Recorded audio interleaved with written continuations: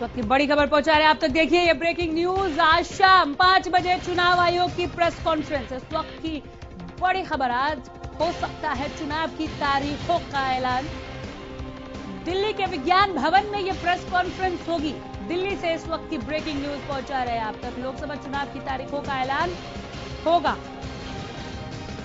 आज शाम 5 बजे चुनाव आयोग की प्रेस कॉन्फ्रेंस है। आज शाम से लागू हो जाएगी आचार संहिता। 5 राज्यों के विधानसभा चुनाव भी हो सकते हैं एक साथ, ऐसी संभावनाएं हैं। आज शाम 5 बजे चुनाव आयोग की प्रेस कॉन्फ्रेंस होने जा रही है। दिल्ली से ये बड़ी खबर पहुंचा रहे हैं आप तक। आज हो सकता है चुनाव की तारीखों का ऐलान। दिल्ली के विज्ञान भवन में होगी प्रेस कॉन्फ्रेंस। लोकसभा चुनाव की तारीखों का होगा ऐलान। दिल्ली से ये बड़ी खबर पहुंचा रहे हैं आप तक। आज शाम से लागू हो जाएगी आचार संहिता। और इसके साथ ही आपको बता दें, 5 राज्यों के विधानसभा चुनाव भी एक साथ हो सकते हैं। आज शाम 5 बजे चुनाव आयोग की प्रेस कॉन्फ्रेंस होने जा रही है। यह बड़ी खबर पहुंचा रहे हैं आप तक। दिल्ली से इस वक्त की ब्रेकिंग न्यूज, आज हो सकता है चुनाव की तारीखों का ऐलान। दिल्ली के विज्ञान भवन में होगी प्रेस कॉन्फ्रेंस। लोकसभा चुनाव की तारीखों का ऐलान होगा। आज शाम से लागू हो जाएगी आचार संहिता। ये बड़ी खबर दिल्ली से पहुंचा रहे हैं आप तक। 5 राज्यों के विधानसभा चुनाव भी हो सकते हैं एक साथ। ये ब्रेकिंग न्यूज दिल्ली से। आज शाम 5 बजे चुनाव आयोग की प्रेस कॉन्फ्रेंस होने जा रही है। सब कुछ क्लियर हो जाएगा यहां पर। आज हो सकता है चुनाव की तारीखों का ऐलान। दिल्ली के विज्ञान भवन में विज्ञान भवन में होगी प्रेस कॉन्फ्रेंस। लोकसभा चुनाव की तारीखों का ऐलान होगा।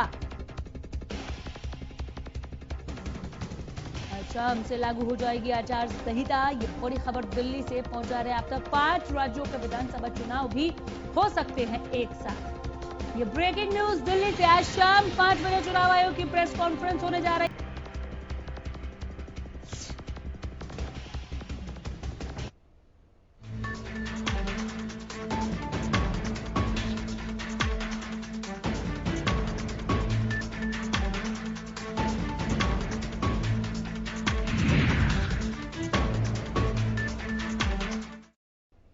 नमस्कार, आपके साथ मैं हूं अनामिका अजय मिश्रा। लोकसभा चुनाव का काउंटडाउन शुरू हो गया है। आज शाम 5 बजे चुनाव आयोग की विज्ञान भवन में प्रेस कॉन्फ्रेंस होगी, जिसमें लोकसभा चुनाव की तारीखों का ऐलान किया जा सकता है। क्या क्या, कैसे और कब होगा, इस पर भी चर्चा हो सकती है, ऐलान हो सकता है। विज्ञान भवन में आज शाम ये प्रेस कॉन्फ्रेंस रखा गया है चुनाव आयोग की ओर से।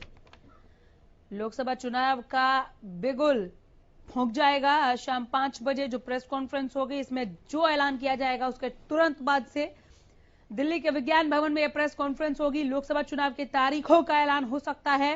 कुछ विधानसभाओं की तारीखों का ऐलान भी संभव है। यह पता चलेगा आज शाम होने वाली प्रेस कॉन्फ्रेंस में। तारीखों के ऐलान के साथ ही लागू हो जाएगी आचार संहिता। अप्रैल मई में लोकसभा चुनाव की वोटिंग 7 से 8 चरणों में हो सकते हैं लोकसभा चुनाव, ऐसा सूत्रों के हवाले से अभी खबर है। और पिछली बार 9 चरणों में चुनाव हुआ था। योगेश कौशिक, पॉलिटिकल एक्सपर्ट, हमारे साथ फोन लाइन के जरिए जुड़ गए हैं। कौशिक साहब नमस्कार। जी नमस्कार। आज शाम जो प्रेस कॉन्फ्रेंस होने जा रही है, उसके बाद लोकसभा चुनाव का बिगुल फूंक जाएगा। जी वो एक्चुअली क्या है कि डेट तो पहले ही निकल चुकी है जी। मेरा मानना था कि शायद ये इससे भी पहले करते। हाँ। लेकिन जो मैंने जिस तरीके से देखा आजकल कि जो भी सरकारी खर्चे पे या जो भी घोषणाएं या जो भी ओपनिंग इन्होंने करनी थी या जो जो दिखाना था कि भाई हम ये करेंगे या ये देखिए मैंने कर दिया है पूरा, चाहे वो पूरे हुए या नहीं हुए, वो प्रधानमंत्री जी के कुछ रह रहे थे तो वो कंप्लीट करने देने का जी। और इन्हें शायद लगता होगा कि हाँ अब काम सारे कंप्लीट हमारे हो गए हैं। हाँ। तो चुनाव आयोग जो है वो तैयार कर दिया इन्होंने कि हाँ जी ठीक है अब आप डिक्लेयर कर दीजिए। अदरवाइज मेरा मानना है कि इससे पहले डिक्लेयर होनी चाहिए थी। इससे पहले डिक्लेयर होनी चाहिए थी, लेकिन तैयारियां दोनों तरफ से दिख रही है। विपक्ष भी आपको तैयार नजर आ रहा है क्या? क्योंकि जो ऐलान करने थे, जो घोषणाएं करनी थी, वो सरकार अपनी ओर से कर चुकी है। उसके बाद भी और भी वक्त लिया। मेरा बूथ सबसे मजबूत, इस तरह के और भी कैंपेन जो हैं चुनावी समर में उतरने से पहले काफी होमवर्क कर रही है बीजेपी। देखिए, ये जो चीजें हैं ये तो पार्टी लेवल की हैं। हाँ। इनको कोई मना नहीं कर सकता। अगर आप ये डिक्लेयर भी हो जाता है, चुनाव डिक्लेयर होने के बाद, आचार संहिता लगने के बाद, आपको कोई मना नहीं कर सकता इन चीजों को तो करने के लिए। लेकिन कुछ चीजें ऐसी हैं जो सरकारी पैसे से होती हैं, या घोषणाएं हैं जो सरकारी घोषणाएं हैं वो करनी है, इन्होंने करनी थी। मतलब कल तक जैसे एक हिंडन का जो एयरपोर्ट इन्होंने डिक्लेयर किया, वो अभी तक उसमें कुछ भी नहीं है। कई जगह और भी हैं जहां पे कुछ भी नहीं है, but they are suppose to prove कि भाई हम ये करेंगे या ये हम कर चुके हैं पूरा। जो कि मोदी जी बोलते भी हैं कि जिसका मैं शिलान्यास करूंगा उसको जो है फाइनली करके जाऊंगा। तो इस टाइप की बातें जो करते हैं वो ये प्रूव करना चाहते थे। तो इस चक्कर में ये हफ्ता जो है मेरे हिसाब से खराब हुआ है, अदरवाइज ये हो जाना चाहिए था। कुछ जो है मुझे ऐसा लग रहा था कि जो अटैक जो हो गया था, उस अटैक की वजह से तो मैं ये मान के चल रहा था, अगर वो रीजन होता तो वो मेरे को समझ में आ जाता। हाँ। लेकिन वो रीजन कहीं नजर नहीं आया, क्योंकि एक साइड अटैक हो रहा था, दूसरी साइड प्रधानमंत्री जी तो अपने चुनावी भाषण शुरू कर चुके थे ऑलरेडी। जी। तो वो रीजन नहीं मुझे कहीं पे भी नजर आया। वो रीजन होता तो मैं कन्विंस था, बट रीजन दूसरे नजर आए मुझे। हाँ, तो जैसे? इस रीजन की वजह से तो मैं अभी ये और भी मान रहा था कि शायद अगर इनका एक आधा कार्यक्रम बचा हो तो शायद 1-2 दिन और भी टाल दें ये लोग। बट ये तो तैयार हैं, मेंटली ये तो तैयार हैं, बट अपोजिशन मुझे अभी तैयार नजर नहीं आती। या अगर तैयार है तो वो लोग इंटरनली तैयार होंगे, मेंटली उन्होंने डिसाइड कर लिया होगा कि जैसे ही चुनाव डिक्लेयर होगा हम अपनी डिक्लेरेशन शुरू करेंगे। मंचों से जो दहाड़ लगाते हैं प्रधानमंत्री मोदी कि ना रुकेंगे ना झुकेंगे, ये स्थिति जो देश फेस कर रहा था, और उस वक्त भी उनको जवाब देने के साथ साथ जिस तरह से मोदी आगे बढ़ रहे थे, पीएम आगे बढ़ रहे थे, जो आप जिक्र कर रहे हैं जिन ऐलान की, घोषणाओं की या फिर और तैयारियों की, उसे देखते हुए ऐसे ही लगा कि जो कह रहे थे वही कर रहे थे कि ना रुकेंगे ना झुकेंगे। वो बिल्कुल ठीक है। एक्चुअली हाँ। क्या है कि अगर आप सही मायने में देखें तो हमारा देश इतना मजबूत है जी कि कोई भी हो, हाँ। मैं नाम मोदी जी का नहीं ले रहा, चाहे कोई भी हो, हमारा देश इतना मजबूत है, हमारी सेना इतनी मजबूत है, हमारे लोग मेंटली इतने मजबूत है। हाँ। अगर लड़ाई हो जाए तो आधी रोटी खा के भी जंग जीत के दिखा देंगे जी। वो उसमें मोदी जी तो श्रेय लेने के मास्टर है ना। वो तो अच्छा। ऐसी ओछी सी बातें भी कर देते हैं कई बार के लोग कह रहे हैं कि मोदी ने मारा, मोदी ने मारा। ये बच्चों वाली बातें जो है ना, इस लेवल पे उनको नहीं करनी चाहिए जो वो कर रहे हैं। बट ये तय है कि देश का हर नागरिक, देश का पूरा जो ऑर्गेनाइजेशन या स्ट्रक्चरल जो हमारा आर्मी का और इनका है, क्या ये स्वाभाविक नहीं है योगेश जी? इस तरह का क्रेडिट जो भी सत्ता में होते तो किसी को भी, चाहे अभी प्रधानमंत्री मोदी हैं या कोई और होता, तो ये तो बहुत स्वाभाविक सी बात है कि सीधे क्रेडिट जाता।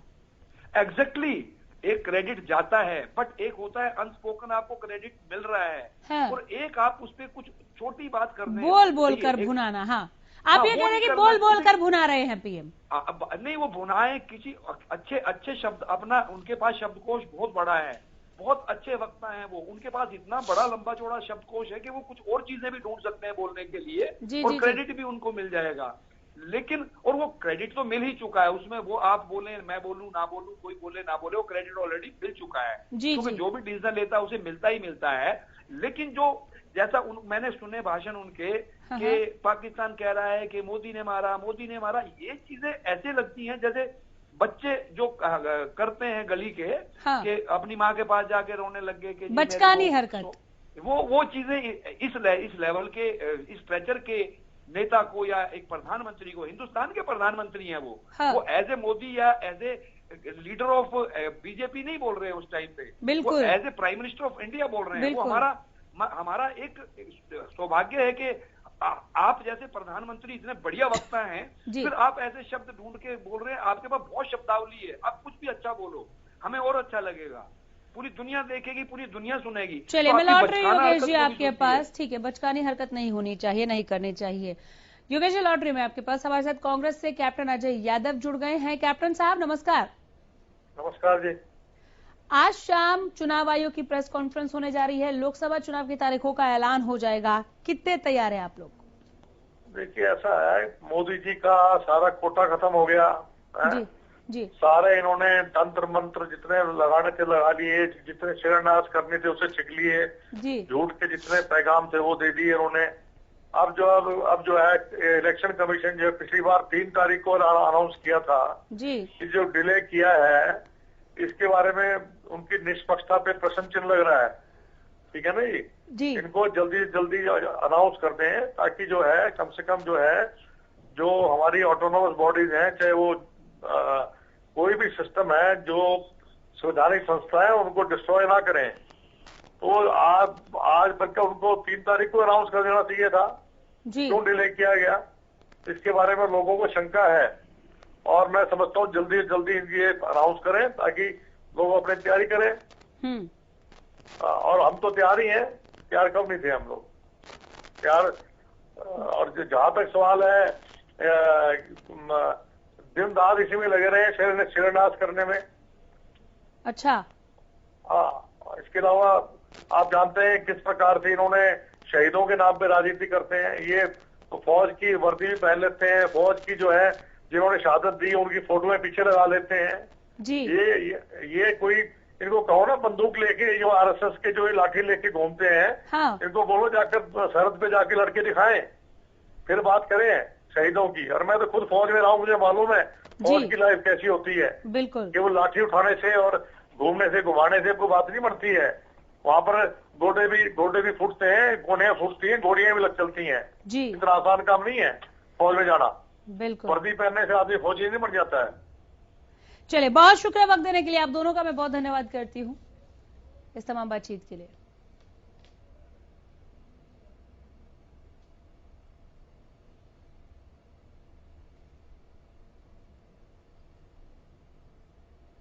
यार रुक रहे छोटे से ब्रेक के लिए।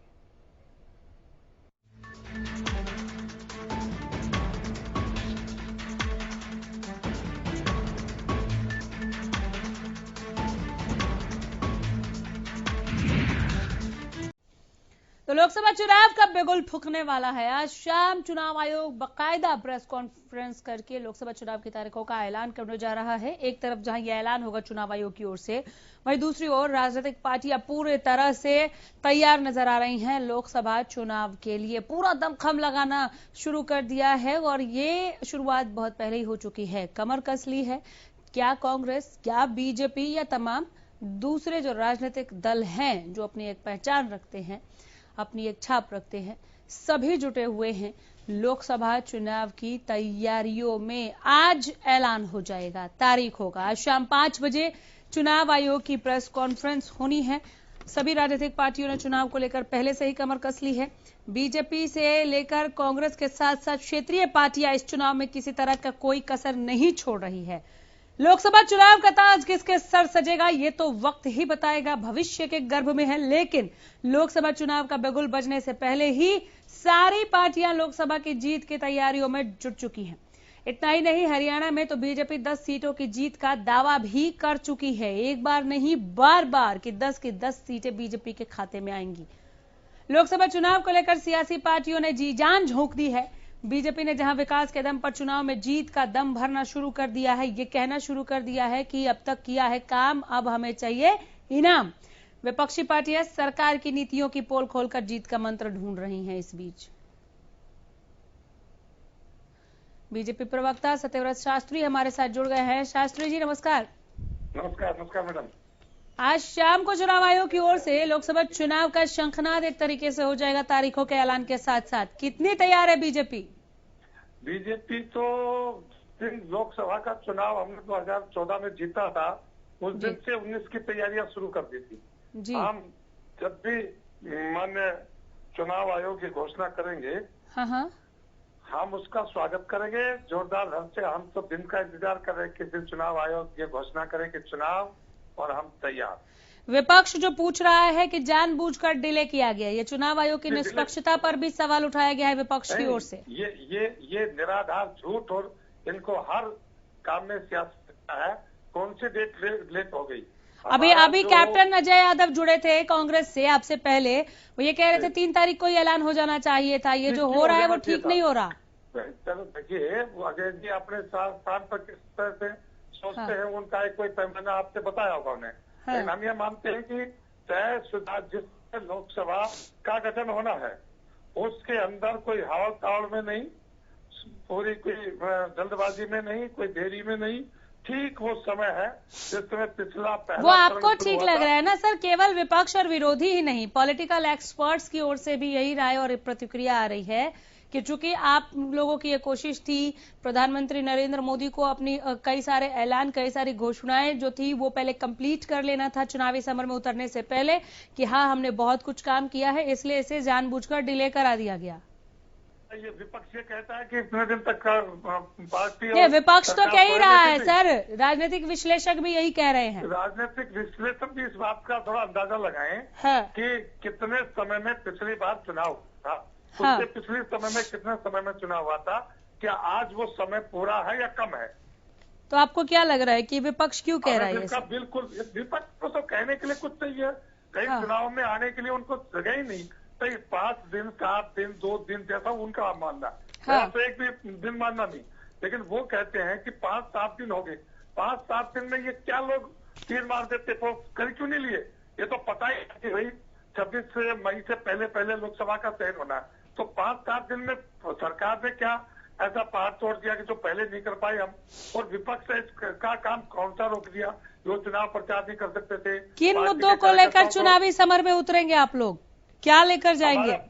सबका साथ, सबका विकास, भारत नए जोश में, और दुनिया के अंदर बदलते भारत का स्वरूप हमने इन 5 सालों में दिखाया है। उस स्वरूप को बेहतर रूप में दिखाने के लिए हम भारत की जनता से अपील करेंगे कि इस देश के हमारा से प्रधानमंत्री नरेंद्र मोदी को पदस्थापित किया जाए, और उसके बाद भारत की जो गति होगी वो दुनिया के सिरमौर देशों के अंदर होगी।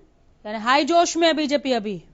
हाई जोश में नहीं, जोश तो बीजेपी के कार्यकर्ता का तो जिस समय गठन हुआ था 30 साल पहले, उस दिन से आज तक बरकरार है। सफलता असफलता ये एक राजनीतिक द्वंद्व था, और वो असफलताओं का दौर हमने समाप्त कर दिया। अभी क्या जीत का मंत्र दिया है कार्यकर्ताओं को आपने? मेरा बूथ सबसे मजबूत, कैसे क्या कर रहे हैं?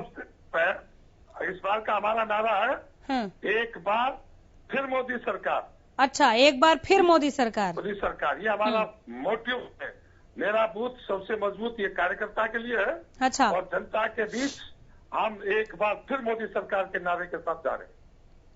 ठीक है, अब विपक्ष का क्या जवाब देंगे? जो आप कह रहे हैं आप विकास की चीजों को लेकर जा रहे हैं, विपक्ष का ये कहना है कि हम बीजेपी की नीतियों की पोल खोलकर जीत का मंत्र ढूंढ रहे हैं। ऐसा कोई ऐसी किसी मंत्र की गुंजाइश छोड़ी है क्या बीजेपी ने?